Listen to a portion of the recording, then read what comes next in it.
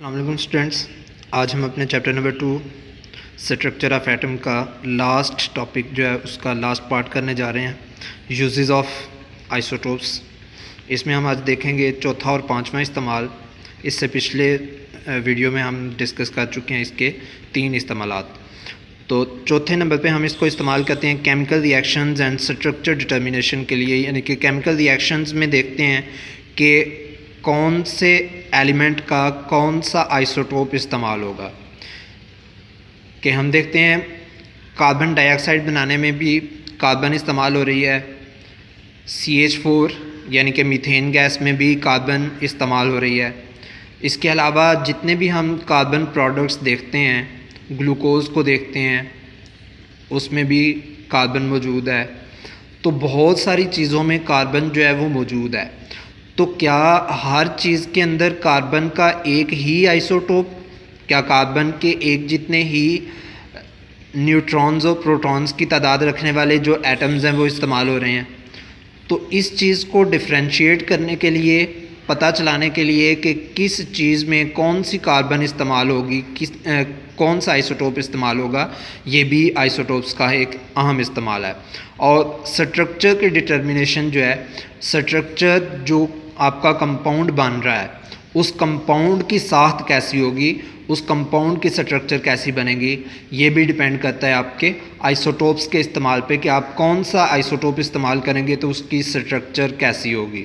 और स्ट्रक्चर अगर किसी कंपाउंड की ठीक नहीं बन रही तो वो कंपाउंड जो है वो अपनी प्रॉपर्टीज़ को उस तरह से शो नहीं कर सकेगा, यानी कि उसमें वो प्रॉपर्टीज़ नहीं होंगी जो एक कह लें कि गुड या प्रॉपर कंपाउंड के अंदर होनी चाहिए। तो सबसे पहली चीज़ जो इसमें आती है वो है chemical reactions and structure determination में the radio isotopes are used in a chemical reaction to follow a reaction radioactive element during the reaction and ultimately to determine the structure। कि उसको देखने के लिए लगातार और इन दी एंड देखने के लिए कि जो चीज़ आपने उस एलिमेंट से बनाई है, उस एटम से बनाई है, उस कंपाउंड की स्ट्रक्चर कैसी है। For example carbon 14 is used to label CO2। कि CO2 बनाने के लिए जो हमारे पास कार्बन इस्तेमाल होती है, कार्बन के हमने कल पढ़ा था पिछले लेक्चर में कि कार्बन के 3 आइसोटोप्स हैं, कार्बन 12, कार्बन 13 और कार्बन 14। लेकिन यहाँ कार्बन डाइऑक्साइड बनाने में आपका कार्बन 14 जो है वो इस्तेमाल हो रही है। As carbon dioxide is used by the plants for photosynthesis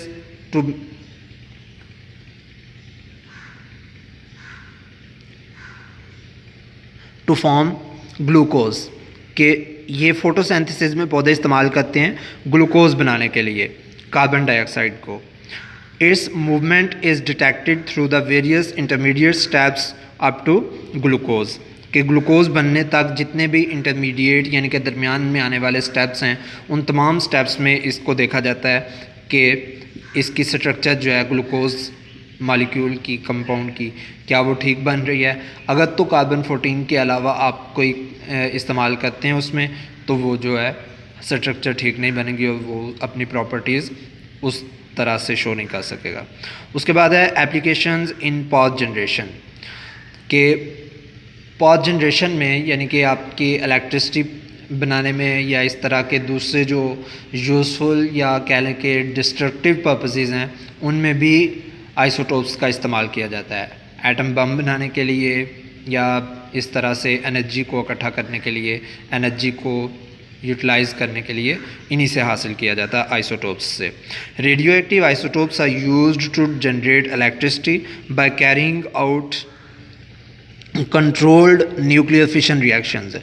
कि कंट्रोल्ड न्यूक्लियर फिशन रिएक्शंस को कैरी आउट करके, अमल में ला के न्यूक्लियर रिएक्टर्स के अंदर इलेक्ट्रिसिटी जनरेट की जाती है आपके रेडियो एक्टिव आइसोटोप्स की मदद से।